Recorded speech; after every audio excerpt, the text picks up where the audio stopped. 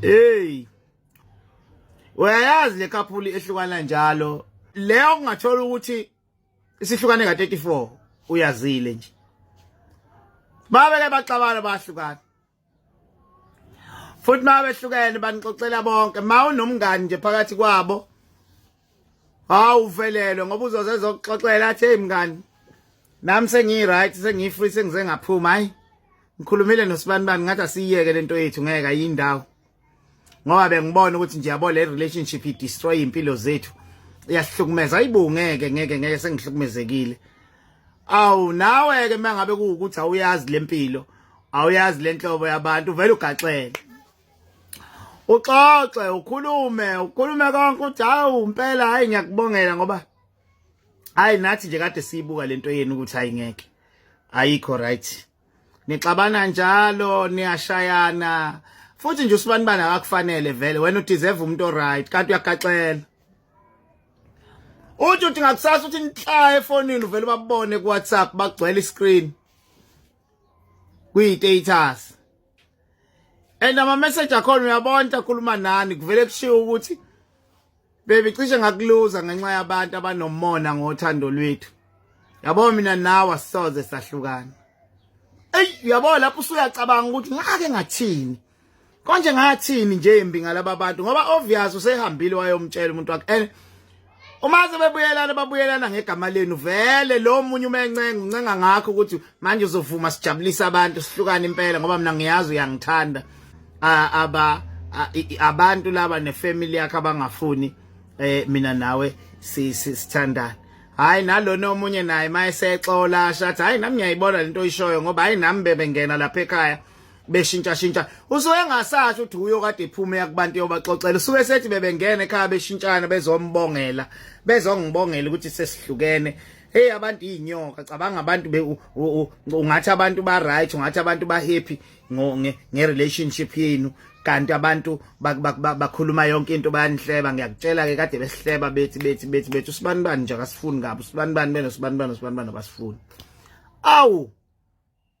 hayi kube yilokho ke nikumukele ukuthi babuyelene niphume kubona nibahalalisele kube yilokho niyahlangana nabendleleni lavi davi sebebambene ngocicane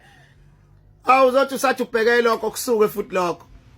uthi uyavuka ekseni ubona istatus omunye usecoach amavesi omose bekhipha abantwana baIsrael eGibhithe usephumile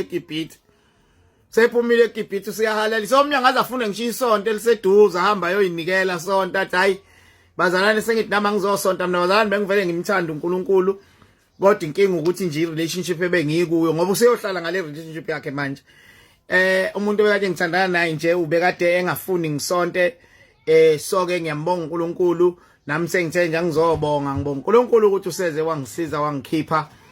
kule nkinga awu kube yilokho babonga esontweni bajabule bathola ikholo bamgcina ngalelo langa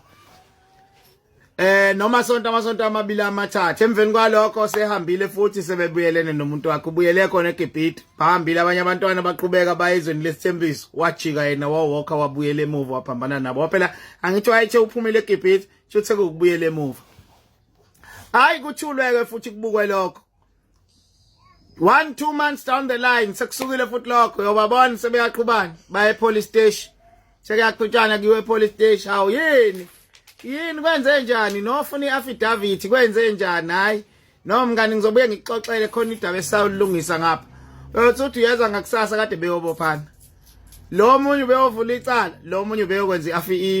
i-protection order hayi nami ngihamba nawe angisali angithi uyongibopha nami ngifuna ukwenza i-protection elinye iphoyisa livulela idokodo ngapha livulela lo icala nomunye ngapha baqulisile baflathelene nomunye ngapha uyenza i-protection order Ngiyo indaba yokonakala mangabe sekubuza iphoyisa ukuthi mala kuphi lo muntu ombophayo umgcine nini nangu ukhona la hawu uye lo ufike naye naleli ngalali babazi ukuthi le protection order yalo muntu lo hamba naye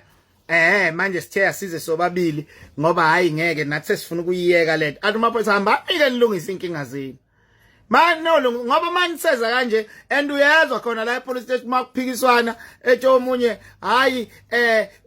lona wangishaya athi omunye kahle baby ungakhuluma manga ngizange ngishaya hawu nisabezana ngo baby njalo hayi kube yilokho futhi baphume noma sebehamba uyambuza omunye uzoba right noma ngikuphekezela hayi ngicela ungangiphekezeli phuma empilweni yami sengi right ngawe hayi kube yilokho njalo nya phinde futhi uthi yes hayi babona ile ndawoni sebeyahamba futhi sebebambene ngocicane abasabafuna abantu hayi bafethu hayi kodwa akubalekile engifuna ukukutshela khona ungalilingi uyingene mawukuthi unayo umngane ophila leyo mpilo noma unayo babangane kuleyo lo hlobo lwekhapula please phuma endabeni zabo ngoba uyoyidalela izitha bazokuzonda uyobona ngoba uma sebebuyelana bayikhuluma yonke lento osukeni kade niyikhuluma kulo munye mase ebuyela kubhebi wakhe ufika amtshele yonke into so please try by all means stay away from labo bantu uma kuukuthi umngani wakho vele ngeke umlahle umngani wakho kodwa umebuye ethi uzokuxoxela wena into okusuke kufuna ukuthi uyenze ufuna uvume konke methi sihlukene umdabukele lokho mayithi sebebuyelene ubonge lokho sihlukene udabuke kubuyelene ubonge ilokho nje kuphela ngoba mawukuthi uzoba nembono ukuthi hayi ngiyakubongela mngani kwasho kacima kanjani uzogaxela ngoba mebuyela uzobuyela ngegama lakho and nonke wonke uma kukhona ikhaphula enjalo endaweni nisuke niyinyoka nonke nisuke nibabi kubona ban pretend amangabe bese ngoba benzela ukuthi uma behlukene bephinde bebuye bezokhala kini kodwa uma bezwana basoye benithuka nibabi kabi khona ngisho i-data eyifakwa ngoba ifakelwa nina kuthiwa kubaselwa nina so stay away from ukukhuluma nalabo indaba zalabo bantu lokhu uzenza oma relationship expert uba advisor wenza in phuma nje khala makhalwa nawe ukhale kanye nabakhalayo uma kuhleka uhlekwe nabahlekayo kube yilokho